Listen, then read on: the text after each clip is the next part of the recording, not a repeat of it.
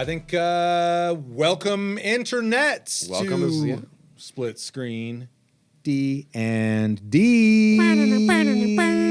Nice. Yeah, that's probably our new intro, guys. We're tooling that around. We're playing around with that. Yep. The show where we are attacking all things D&D from both sides of the screen. My name's Tom Quinn, resident dungeon master here at Modern Myth. And I'm Josh Winans. I'm player, character, and also audio guy. He's the audio engineer. I don't like saying. We've been over this a few different times. All anyway, right. I'm gonna keep calling myself audio guy. All right. Well, I'm gonna keep. So hey, Tom. What up? What do you want to talk about this time? I've got a spicy one. Right, I've got a spicy one. I like spice. I like the spice. No, I think it has the potential to get spicy. I also think we are likely the first ones to touch the subject. It's brand new. It's brand new. Okay, what you got? You familiar with this? You probably haven't heard this yet because it's just cresting. This is let's see. We are in March 2022, so this is just very topical. Okay. And doesn't have anything to do with Russia. Doesn't have anything to. This is a totally. That would be topical. That would be that'd be more topical than this show ever intends to be. D&D. We're in D&D. We escape reality on this show. Yeah, this is where you come when you're done scrling through. Oh God, what's happening here now? Oh I God. know, basically, like the world doesn't exist while you're here. Yeah. Okay, join us.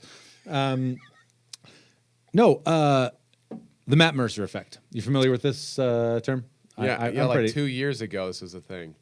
Yeah, I mean, what the cutoff for topical is. I think it's 7 years. Is that what it is? No, I do know the Matt Mercer effect. It's the statute of limitations, basically, but for the internet. I'm intimately familiar with. The statute of, but no, the Mercer effect. That is actually an interesting topic to talk about. So I'm down to talk about that. It is, and it's fake. It's total bullshit. No. All right, great episode. I think. What are you talking about? This bullshit. It's totally real. I mean, okay, it's real. It's definitely real. Okay.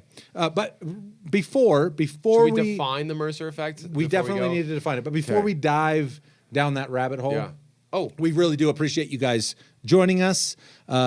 If you plan on sticking it out with us and throwing your 2 cents into the ring where we're going to go toe to toe on the Matt Mercer effect, let's even broaden that out to the critical role effect. But if you think you're going to get anything out of this conversation, or if you've gotten anything out of our future conversations, please like, comment, subscribe, do all those things that, like, as a YouTube watcher, as basically a consumer of media on the internet. I think everybody already knows exactly what they can do. But you have to say the words. You do. You do have to say it. Yeah, you do. So here, I'm going to give it the old college try. Okay. Like, comment, and subscribe, you sexy people at home, you. Well done. I want to subscribe now. Okay. Cool. You still can. I've been keeping tabs on who's subscribed, and somehow you don't seem to like this show enough. Come out with better shit, man. Come out with better shit. All right, subscribe. we're working on it.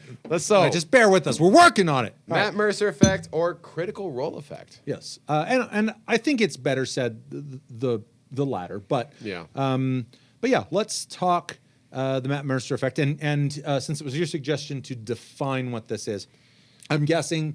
Again, it goes without saying that pretty much anyone tuning in for this show has some vested interest in Dungeons and Dragons, which means you probably know about Critical Role and Matt Mercer. They certainly know about Critical Role. They certainly know about Matt Mercer. I would guess they're also pretty familiar with the Matt Mercer effect / Critical Role. But if you're not, give me your 2 cents. What do you think the critical or the Matt Mercer effect / Critical Role effect? Let's define it before we lock horns. Yeah. Maybe it's a semantics thing. Yeah. So for me, what I understand the Matt Mercer effect to be is that every DM is now being compared to Matt Mercer, who is, I won't say the best DM, but he is the pinnacle, like one of the best DMs on the planet, and which is an impossible mountain for most people to climb, and therefore he's the Jordan. Yeah, no, for sure. Like I struggle to think of anyone who's better than him. I mean, there's plenty of really good DMs, but I don't know. I was actually just thinking about how dope would it be if Nike had a Mercer. Like they had a shoe that came out that was like, I don't know like what the little emblem would be on the side. D20 or something, I don't know. Yeah, I guess it could be. But see, now you're giving too much credit to those damn players. And everyone knows it's the DM that makes the entire experience. The players are basically there to just enjoy the story. Yeah, why isn't there a Travis effect, by the way? Which I think we'll get into later. Yes, there's a whole crux of But an what argument is your there. definition? Is it different from mine? Short answer, I think, is no. I think I agree with the summation that I'm going to just say more broadly, the critical role effect is the notion that a lot of players who found Dungeons and Dragons through Critical Role have the misguided assumption that any table they're going to sit down at is going to feel a lot like Critical Role.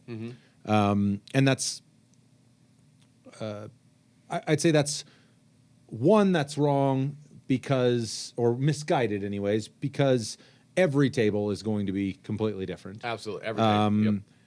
And the insurmountable difference is that you're talking about an enterprise that has a phenomenal cast of voice actors, including Matt Mercer as Dungeon Master.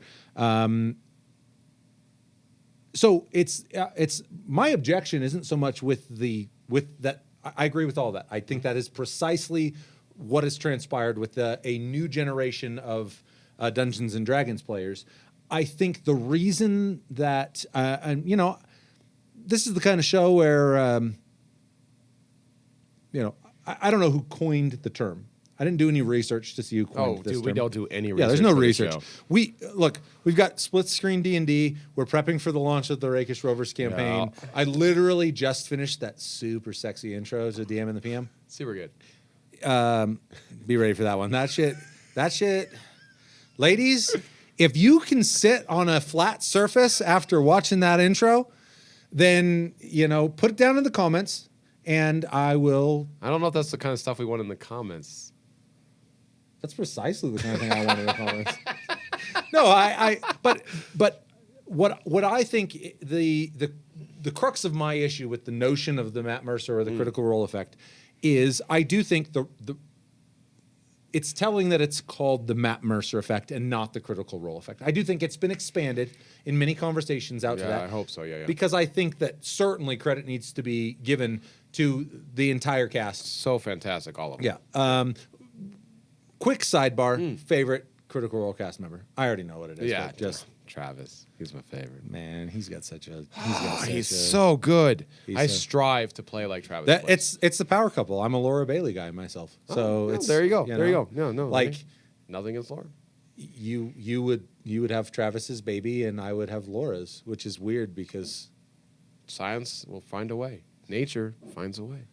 To quote the Jeff Goldblum. One of the greatest quotes in cinema history. Actually. One of the greatest, yep. And I think it probably had been said by a scientist or two prior to Jeff Goldblum. Yeah, but Jeff Goldblum said it like Jeff Goldblum, and therefore it's amazing. Yeah, and his shirt was unbuttoned. Yeah, it was this whole nature. thing. All right, let's get back on track. Sorry, Let's get back on track. Jeff Goldblum. I know, the second that Travis comes into the conversation, you just go down a line of basically love Travis. Every guy whose baby you would have. And I will have to say, I'm not a huge Critical Role watcher. I've enjoyed episodes here and there, and I enjoy like highlights, but I don't watch every episode. You're not an addict. No, not at all. Yeah, you're not a critter is the correct term. That's true. I am not a critter. Yeah, I think I'm probably closer to that, that camp. Yeah. But quite frankly, there's a lot of shit going on. So it's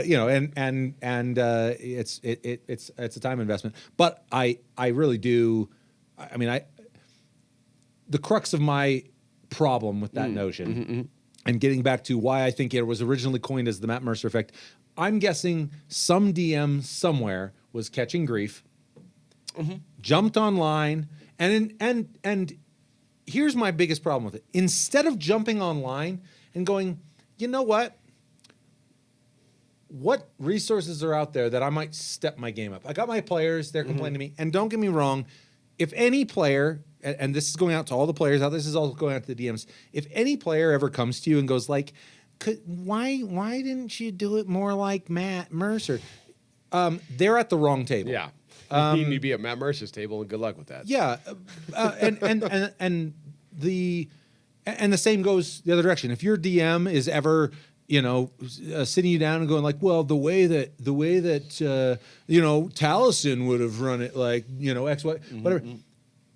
That's their table. Mm-hmm. They obviously love what they're doing. They're great at what they're doing. Mm-hmm.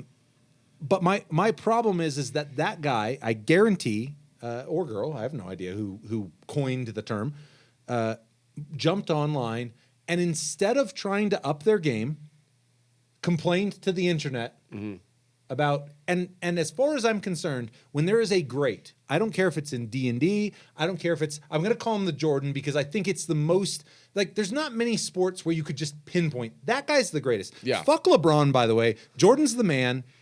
But actually, I want to see in the comments, Jordan or LeBron. Just, I mean, it's easy peasy. And don't give me that different era bullshit, okay? It's Jordan. Anyways. I don't know much about either one of them. But here's the thing. Jordan. Like if I say he's the Michael Jordan I understand of D&D, the concept. you understand that I'm he's saying a Tiger he Woods. Is, yeah. And so it's just one of those deals where when someone is elevating anything, and I don't think anyone, even if you're more into a more dungeon grinding simulationist style game, you can't look at Critical Role and not go, they are elevating what they are doing. They've taken what has been obviously a group of friends sitting around their table having a great time, the way so many people are with this game, but they just so happen to be playing a game that unlike many, they can post online and people will consume it by the millions. People will consume it, and that's a testament to the quality of game that they're playing. But when someone is elevating the status of any endeavor that way, as far as I'm concerned, how dare you? How dare you say? How dare you? Yeah, how dare you? I'll dig my heels in on this one. I will go to the fucking mat on this one. No pun intended. Whoa! Oh. If you made it this far, but go to the mat in the comments. If you can stop laughing long enough. There we just lost how many subscribers over that joke. Yeah, that was. It actually was pretty good. Yeah, I might. It's a good dad. I might cut that one. It was, and we're both dads. So cheers. Hey. So, no, but it is, as far as I'm concerned, how dare you wag your finger in their direction and go, you being fantastic at what you're doing is making things hard for me.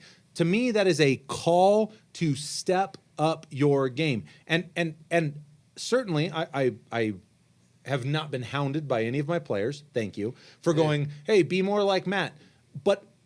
But there isn't a moment where you watch them playing their game, running their game, where you can't go, you know what? I love what he did there. I love what she did there. And I can learn from that. I can improve my own game from that. And I think that the Matt Mercer effect or the Critical Role effect, jumping on and saying your piece about it,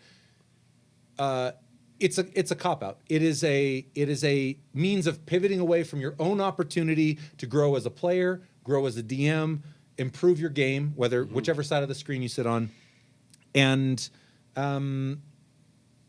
that's what you should have spent your time doing instead of Redditing. Well, I do not agree with that. I do. Big surprise. Actually, we agree on most things, but I want to go down a little bit with this because there are aspects of that I do agree with. I think there's the way you get better at something, especially in music. Let's say you want to be a great tenor saxophonist. Well, then quick side note. Yeah, and only because we may be seeing more and more music references as you go along. This boy has got the music chops. Well, No, this guy. That's your initial degree was in? Performance. This is actually education. Okay, but whatever the case is, just. Okay, so if you're catching the music vibes, if you're a musician and you're nodding your head to what he's saying, don't get too fucking comfortable because he's wrong about most of this shit. But he definitely knows his shit on the music front. Well, like if you want to get really good at tenor saxophone, right? So you would listen to John Coltrane. Sorry again if I'm using references you might not understand. I just don't watch sports, so I can't really go that route. So John Coltrane is probably the best tenor saxophonist who's ever lived. He lived like 60, 70 years ago, and other people have come since then that are amazing. But if you were like, hey, what's one guy I could watch and really glean a lot off of? He had an amazing sound. He had amazing technique. He had amazing ideas. His improvisation was fantastic. I mean, the guy used to snort cocaine so he could practice more. Crazy guy. You just described Matt Mercer. Matt Mercer, if you're snorting cocaine to become a better DM, you don't. Oh yeah, I didn't hear the cocaine part. I mean, I did, but. I'm sorry, I shouldn't laugh like that in the mic. No, that's. Yeah, I mean, Matt, if you are, I run a segment called DM in the PM. Let's talk. Yeah, but so I totally agree that you need models, and why not go for the best? Why not go for Michael Jordan? If you want to learn how to play basketball, watch Michael Jordan. Try to emulate what he does. Even if you're only able to do 50% of what Michael Jordan does, that's pretty darn good. Yeah. So keep going that route. It's the same thing with, if you can only sound a little bit like John Coltrane, if you're starting to go down that road, that's an excellent idea. So I agree with you on that. But I think when you're saying, hey, we're going to play some D&D, you're now the DM. Some guy's like, okay, I will suck it up. I'm going to be the DM. And the players are like, hey, I know you're just doing this out of the kindness of your heart, but have you seen this show called Critical Role? Okay, wait, hold on. Because there's an important injection here in that, are we talking about, I think there are two definitive types of Dungeon Master. Okay. There are those who do it because someone has to. Okay. And there are those who do it because they prefer that seat. Okay. Now, if you are in the camp of, hey, we do this kind of rotating thing, everyone wants to be a player, and someone's got to run the game so we can have these great adventures. For starters, kudos to you. Yeah, true. It really is if it's not something you enjoy doing, then you are falling on the greatest narrative sword that you could. You are sacrificing yourself to the gods of that phenomenal experience that we call D&D, such that the other players can have an adventure. Yeah. Great. I am excluding you entirely from my earlier comments. So you're not a total asshole, okay? Well, I am. I don't want that to be unclear. But with regard to, I completely get. But if you sit down at the table because you love DMing, you should want every time you sit down at the table to have learned something new, found some way to improve what it is you do. And that goes for anything. I mean, if you're a musician, like, do you want to learn 5 songs and then just play the same 5 songs? You want to grow. Yeah. And so I want to let you continue on your point, but I do want to make an important distinction because if you're doing it as an obligation, right? Okay. Then I think I can still change it and it still fits my point. So you have a person who is even an intermediate DM who's only been DMing for like a couple of years, where they're just trying to get better and they're trying to find their own voice. And we've talked about this before. Every table is different. And they're saying, hey, you need to play like Matt Mercer. Well, they're not Matt Mercer. The game they're trying to run is not going to be that style. I agree. You should totally incorporate aspects of Matt or anyone you look up to in the DM sphere into your own game. But if players are demanding that you conform your voice to match Matt's, then I think that's a really big negative. Well, so I think that maybe is where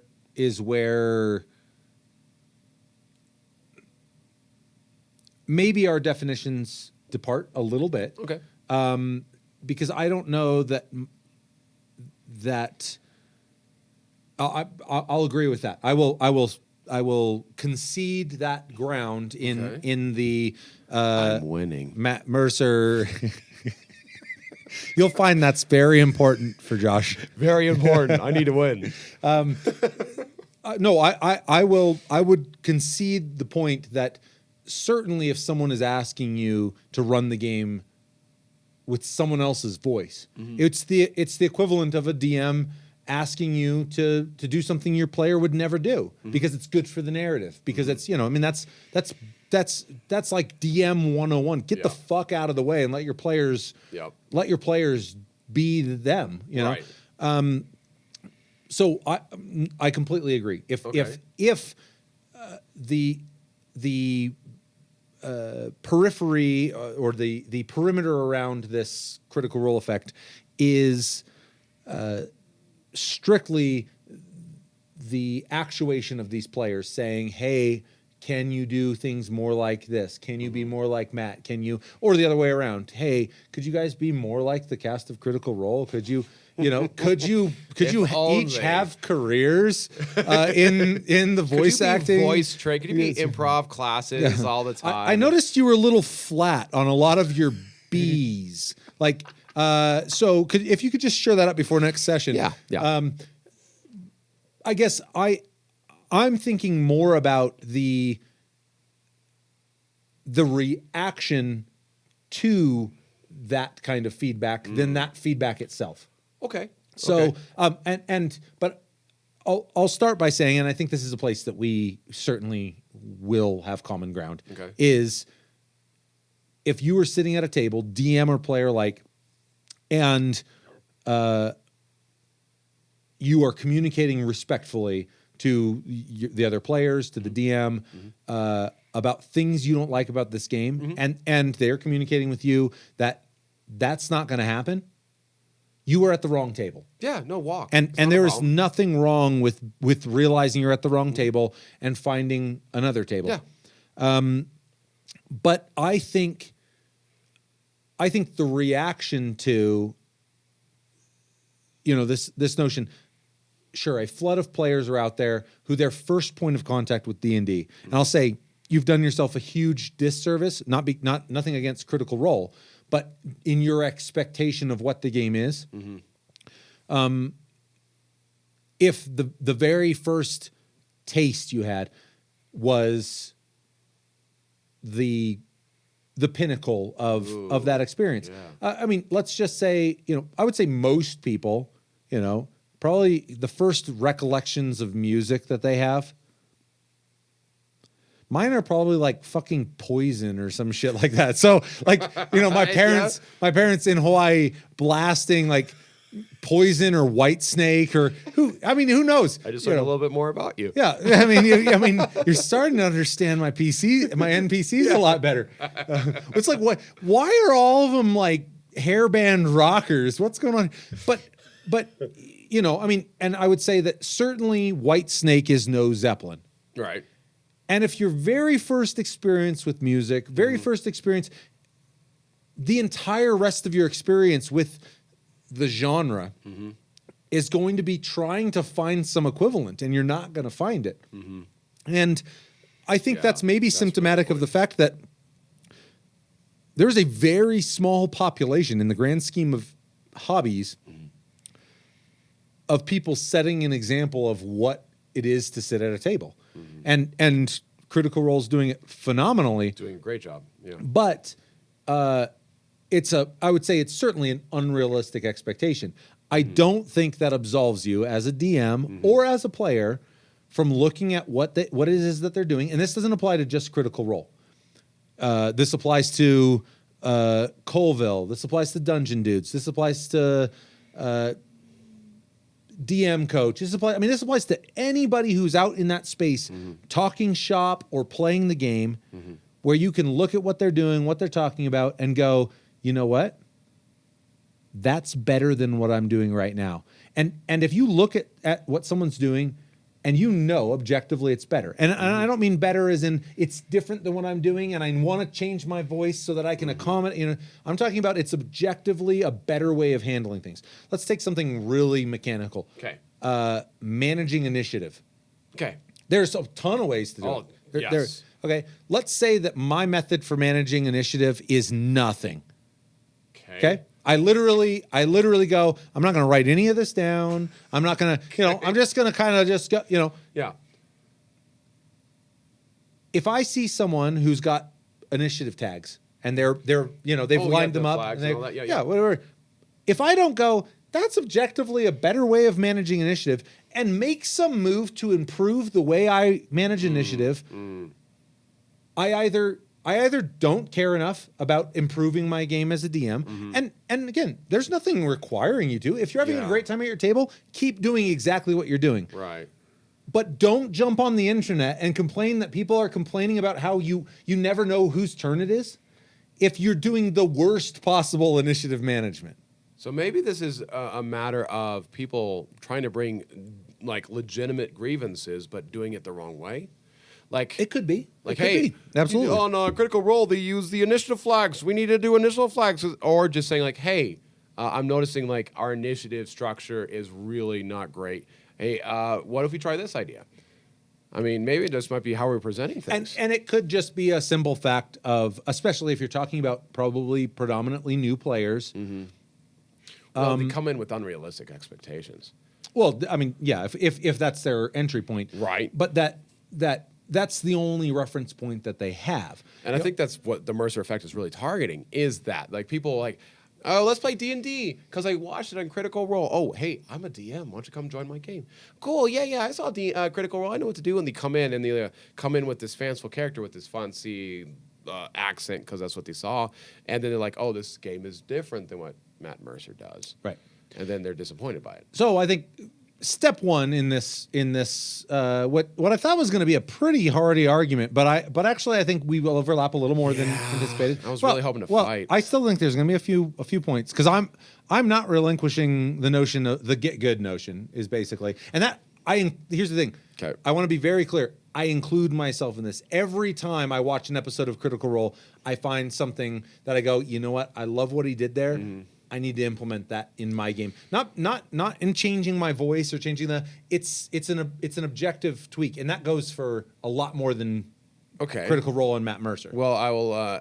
That's awesome, but you are bringing that upon yourself, which is fine. But if you are trying, like, if I was trying to force you to feel that way by saying, like, hey, DM, you need to feel this way because I saw it on Critical Role. I think. Yeah, I tell you to go fuck yourself. Right, and that's what you should. I feel. Well, hopefully nicer words, but I mean, no, those are the words. I would. And that, I think, is where the Matt Mercer effect is a negative, where it's a real thing. Well, I think just as it's important to make sure that you're staying true to whatever voice it is you have at your table, and now that's also not to say that. I think there's a lot of people who have run the game for years who, even if they don't like the style of game that kind of Critical Role has ushered into this space. Yes, which is a whole other thing. Yes. I think it would be fair to say they didn't even realize that kind of game was being run. I don't think anyone realized that kind of game was being run until Critical Role. And so it's a deal where no one played basketball like Michael Jordan until Michael Jordan. And now, if you're not striving to be Michael Jordan, and again, there's many great players and this goes for any sport. Endeavor. Or music. But it's one of those deals where each time someone comes out with a unique voice, like the next big thing in the D&D sphere is not going to be a duplicate of Matt Mercer. No, it's going to be Modern Myth. Subscribe, like, and hit the... Great segue, by the way. Hey, you're welcome. I was not trying to set that up. I promise you. It's too good. I couldn't help it. Hey, you were supposed to wait until closer to the end to give the big... Oh, I just jump right in whenever I feel like it. He does jump right in whenever he feels like. No, but my point being that the greats in anything are not simply replications of former greats. Right. That the next great in that space. Let's say 20 years from now, this is still a thing. Like Dungeons and Dragons is growing. Who knows? It could be much bigger. It could die out. Who knows? Yeah, probably could. Yeah. I mean, it died for a little bit, and now it's, man, I can't. Who would have thought? Who would have thought? It's unbelievable. And here's, I'll add this point to the overall conversation. Whatever you think about Critical Role, you owe them a debt of gratitude because there are 20 times the number of people out there looking for a game, wanting to run a game, wanting to. This is a renaissance happening right now. And even if you're an old school guy who goes like, it's nothing but these goddamn millennials. All they're trying to do is we dominate it, and then we just get to treasure and traps, and that's it. Whatever it is that you're into, it doesn't change the fact that if Dungeons and Dragons is a mainstay 20 years from now, it's not because of, it's not a Gygax thing. It's a Critical Role thing. So let's secondarily define the Critical Role effect. In that way, is that if there are torchbearers 10 years from now, 20 years from now, if D&D is a much broader place where people are exploring aspects of themselves, playing the game with their friends, it is not because of the foundation Gygax laid. The old school guys are playing around with what Gygax did. If it's a thing, and that's not to say that there aren't going to still be old school guys 20 years from now. Nothing wrong with that. Yeah. I mean, we have a conversation specifically about old school D&D. The history of D&D, that'd be fun. But this conversation is specifically about the Critical Role effect. And I think that is, unfortunately, I remember when I first heard the term. I remember going like, oh, this has to be people's jaws hitting the floor when they discovered Critical Role. And I came to find it was kind of a pejorative. Yeah, it's a negative. Yeah. And that, again, that floored me for starters. And I think ultimately it was well, we'll get into that. To finish my point,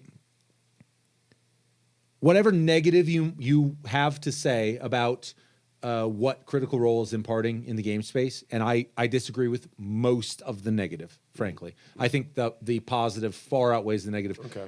Certainly, I don't think there should be much of an argument on the notion that Critical Role has been an AED, a resuscitation to what was a pretty fringe game. Prior to brought it mainstream. And again, there's going to be the old school, the hardcore guys who don't care. It's like punk rock or anything else. The second that something hits mainstream, it might as well not be part of the conversation. But frankly, I think that the experiences that anyone is having at their tables are important and powerful experiences, and if that number has doubled because of Critical Role, if a little bit of being hounded for maybe have gotten a little lax, and I think any DM, don't lie to yourselves, ladies and gentlemen. You've run sessions where you didn't bring your A game, and you went into the session knowing you didn't bring your A game. And that's a big difference too, is every session, I mean, they're a production. Oh, gosh. You're watching someone at the top of their game every game. I'm sure Matt Mercer, if you ever want to have a chat about that, I'm sure Matt Mercer. Can we plug it a little bit more? It's the holy grail. DM in the PM, baby. It's not a sexual thing unless you want it to be. Listen, no, I'm sure he walks away from sessions going, man, I wish I was better prepared for that. Man, but it doesn't change the fact that compared to every other game that's transpiring, by leaps and bounds, the whole table is more prepared than most people will ever be. We didn't really get to talk about the rest of the table, because if you're a PC... Let's get into that. If you're a PC and hounding your DM, hey, why aren't you more like Matt Mercer? I totally agree. Then you need to hold yourself up to the same standard of everyone else at the table.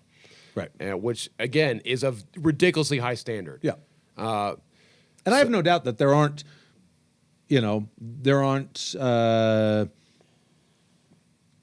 Travises and Liams and Marishas out there. Just random people who just have that. It's just part. I mean, they just show up at the table and crush it. Who's that dwarf guy?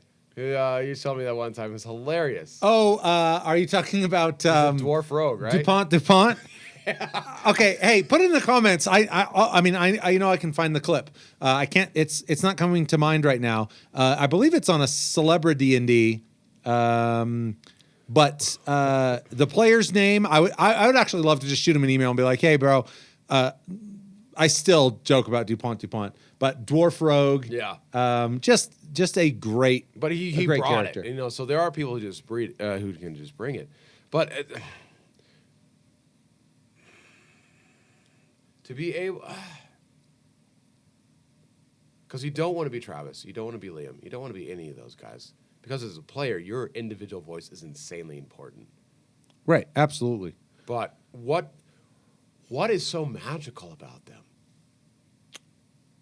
Well, I mean, I certainly think that an ability to embody a character and improvise within that space is I would say that's probably the fundamental skill set that you actuate in Dungeons & Dragons. And that goes for the DM too. I mean, as a DM, you might have to actuate 8 different characters, 10 different characters, 20 characters over a session. You don't know what you're going to be, what's going to be asked of you. It's so impressive when you have like a Matt Mercer. Yeah, I mean, someone who is in a single session, there's 3 super memorable, hey, that drunk guy at the bar was crazy memorable. I'm talking to him again. Right.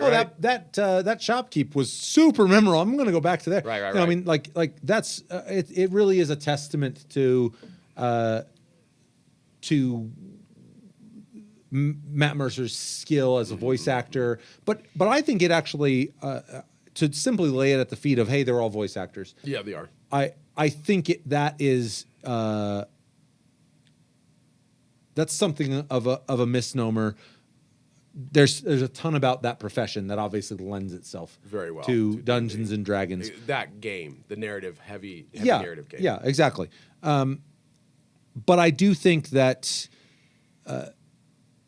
I think that someone can show up at the table and deliver a session as a player or a DM with none of that experience, and someone can have all that experience and still flounder. It really is not. I don't know. I mean, it doesn't hurt. It certainly doesn't hurt. So what's the difference? So okay, yeah, I totally agree with that. Then what is it? What is it? The je ne quoi? I think, and this is obviously as of campaign 3, there's been some new blood.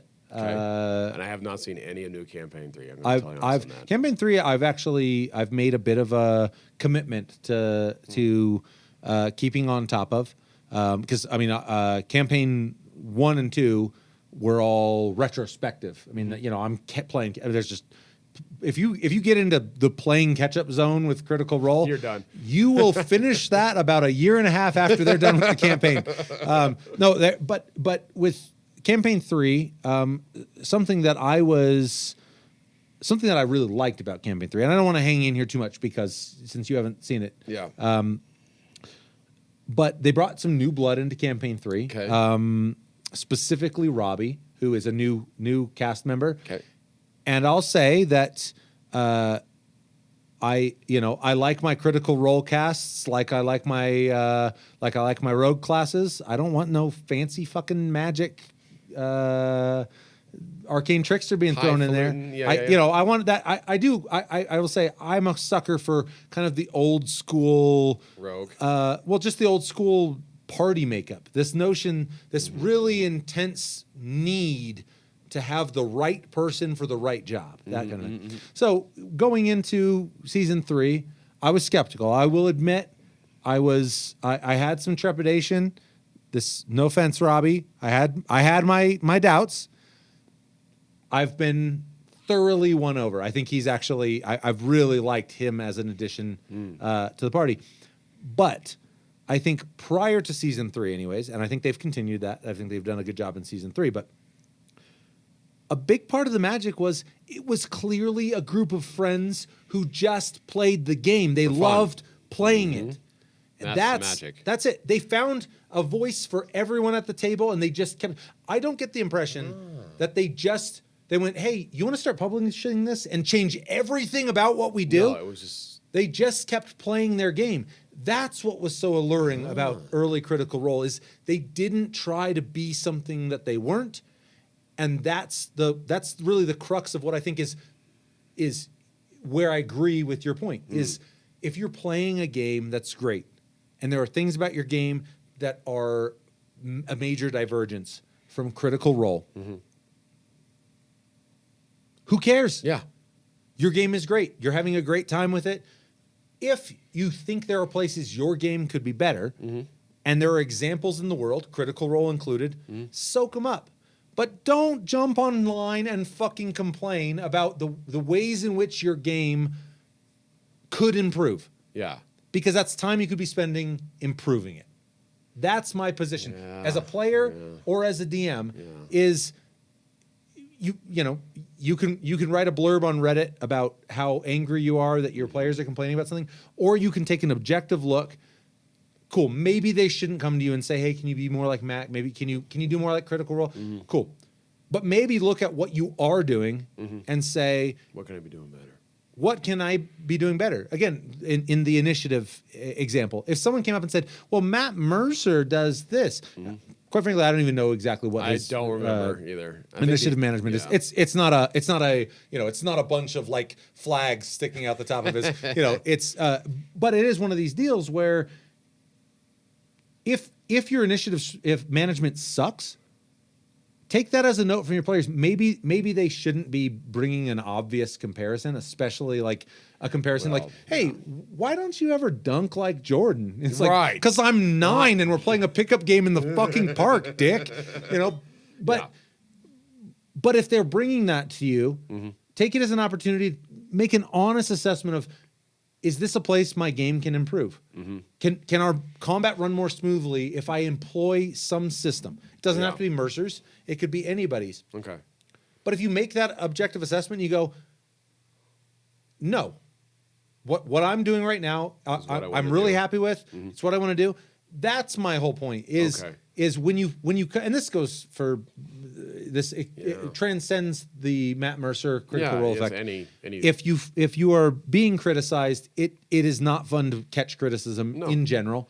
But it's certainly not fun to catch absurd criticism like, "Hey, why aren't you ever dunking from half court like fucking Jordan?" Work on that. But it is one of those things where if you went, "You know what? I have always wanted to dunk."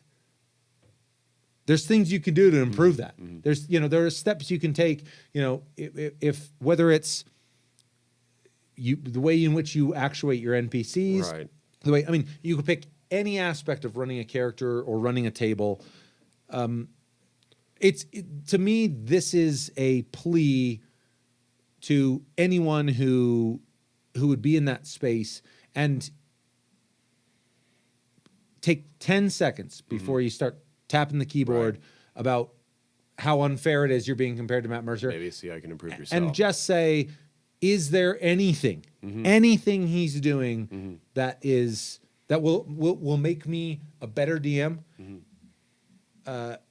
or they are doing that will make me a better player? If your answer to that is no, you're wrong. There literally is. Because you could look at anybody. You could look at a total amateur and find something he's doing that you go like, maybe the first game he's ever run, and you go like, "Wow, I really like the way he introduced that villain. That was cool, man." I'm going to keep that in the. There's the notion that you have nothing left to learn seems, in my mind, is inherently shackled to the idea that you are being hounded to be more like Matt or Critical Role in general. I'm just okay. So I have so many thoughts about this because I totally agree with so many of what you're saying. So I feel like it's 2 points.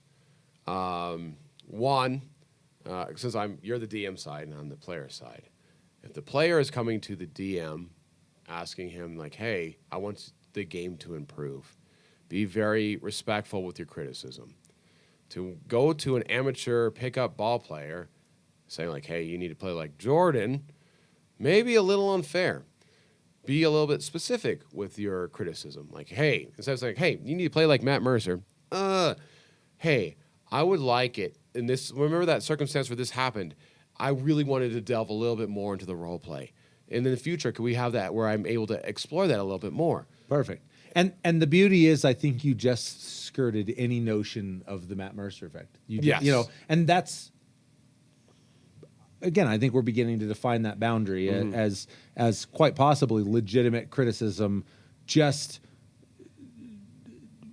tangled up in this notion that, like, hey, there are people who are doing this way better than we are. Yeah. Can we be more like them? Yeah. Like, that's a bad approach. Be specific. And also become, I always like the sandwich effect for criticism. You start with positive, then get into the heart of the criticism, and end with positive. So saying, hey, man, I really enjoyed that battle today. Oh, man, I really wish we'd have had more opportunity for RP. But good session, man. So you have your positive criticism and positive. I go for what's called the shit sandwich. And it goes something like this. Hey, man, didn't enjoy the session all that much, and here's why. Because you're a fucking jackass. Get better, bitch. Get good, or I quit. That's called the shit sandwich. Yeah, that's not going to go well. You know, try both techniques and see just which one works. And see. Or just go to your DM or players and go, hey, can't you be more like Critical Role? Yeah, I feel like that's basically kind of where we're living. Yeah, and also my second point is also on the player side is if you're you're asking more from your DM, make sure you're also asking more from yourself. Yes. That, hey, if you're asking the DM to step his game in, you better be looking how you can step your game up too. And I think that note actually corrects a tremendous amount of what is being dubbed the Matt Mercer or this Critical Role effect is actuate introspectively before you and I think quite frankly every table will improve dramatically if everyone at the table is going, you know what, this game isn't exactly what I want it to be. What can I do first and foremost to improve the experience? And then if you're still seeing places where you go, hey, you know, I would love to your example, you know, man, I felt like that moment with my dad. I hadn't seen him in 6 years. I really wish that I had more time to RP with him. Is there any way that I might be able to, you know, that we might be able to flesh that out more? You know, that's a very reasonable and respectful way of approaching that. Or, I mean, on the same note is, hey, man, you know, we spent an hour and a half talking to so-and-so's dad. Like, I really wanted to crush some skulls today. Cool. Both of those are totally legitimate, you know, but they're also very clearly not, hey, Matt Mercer does it different. Can we, you know, and so what I kind of want to know at this point is where exactly do we land? I think we've done some talking past each other, some landing in the same camp. Some I might be saying the Matt Mercer fact is a crock of shit. It's just people not knowing how to talk to human beings.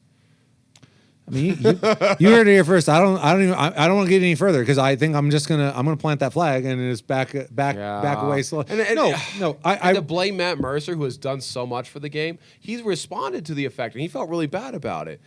Yeah, that kind of is like. I'll say if I have one critical thing to say about Matt Mercer, it's that response. Matt Mercer, you should have given him the middle finger. Should have been like, "Hey, get good, noobs. You're looking at a fucking god right now, boy." And then just like mic drop. I don't remember which interview. No, I actually think. I mean, I think he that's did like a blog kind of a thing, but yeah, that is a horse that's been dead for some time and continues to be kicked. We're kicking it as we speak. Subscribe, and yes, if you hate horses and wish that they were dead and that you too could kick them. Too late to the party. I think we brought some really good things to the table, though. No, well, and I do think that. It will always be a thing. If people are uninterested in examining what they are doing relative to what's out there, and trying to be introspective and objective with the criticisms that they face, even if they are, let's say, poorly constructed criticisms. I think that it even though it's only recently been coined this term, it's a good point for recently. Recently, you know, I think I told you it's 7 years. Things are topical for 7 years. How about the Sinclair gasoline, the big green dino? You familiar with these guys? Petrol. What's petrol again? Automobiles. Oh, yes. I remember those. Yep, that's next. Stay tuned if you want to learn about, you know, a bunch of stuff that happened like years and years ago. No, I really think it transcends. I'm sure that, you know, Matt Mercer specifically, I've seen a number of interviews where he's had to touch on it. I'm sure he's sick and tired of having the conversation. I, for one, I will float it out there. This goes to the entire cast of Critical Role. This goes to Matt Mercer as well. Well, not specifically. It goes to every single person sitting at a table, them included. Keep playing your game. Yeah. Love what you're doing. It's so obvious when people are loving what it is that they're doing. My hat's off to everyone who is enjoying themselves. Because that's the point. That's the point of D&D. Yeah. And, you know, I think like we touched on in the beginning, if anyone ever brings up the Matt Mercer effect, you tell them to go fuck themselves, and you then immediately figure out how to kill their character in game. Yeah. Yeah. I think that was the crux of the conversation. Yeah, right? no, I think we're good. I think that's it. All right. Hey, thanks for joining us today on Split Screen D&D. Throw it down in the comments, because I really, well, I should say but we really, I think we are in a weird limbo. I do think, I mean, there's more that we agree on than we thought. Yeah, I was surprised, actually. But I'd be really curious to hear what everyone at home has to think on the matter. You know, no doubt many of you are running your own games, playing in games. You know, is it a situation? Well, I guess to put it this way, what's the net impact of an enterprise like Critical Role? Put it down in the comments. I mean, you think good, bad, negligible. If you put negligible, get the fuck out of the comment section. All right, it's good or it's bad. Stand, buddy. All right, take a fucking stand, Switzerland. All right, yeah. No, I think that's it. Hey, cheers to all you guys at home. Cheers to you, sir. Cheers to you. Until next time. You do it this time. The world is yours.